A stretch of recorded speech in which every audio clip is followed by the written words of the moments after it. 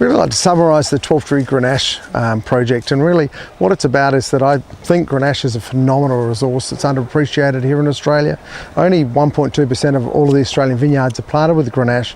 They've been here for over 100 years, and it surprises me that Grenache isn't, being such a phenomenal grape varietal, it's the largest grape varietal planted anywhere in the world, why it hasn't got more status within the Australian wine fraternity. While we're off chasing all these fandangled varieties that are interesting, but we have an amazing resource. I don't think it's been grown particularly well, I don't think it's been actually made particularly well, but I go to these vineyards which were planted 50 to 150 years ago. People took a cane, whacked it in the ground, and these vineyards have lasted. That tells me there's something special about these sites. Why choose 6? 6 is a good number, but really I wanted to show that Grenache from certain different geologies, terroirs, call it what you want, are completely different. And so to taste the 6 wines, I love doing it because I find it so exciting, because they're all so ingrained with the site and the profile that comes from that site.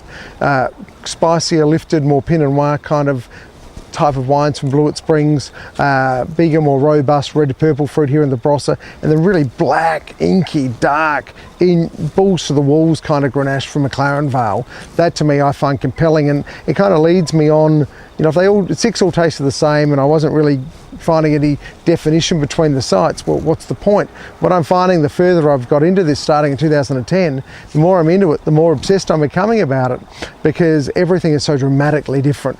And I think this is kind of forging the way for where Australia needs to go. If we're going to be taken seriously on the world stage, we have to start defining our regionality, our sub-regionality, and then really kind of getting down to grape varietals. And really the honesty of these wines is the thing that I love, and that the winemaking is exactly the same for all of them.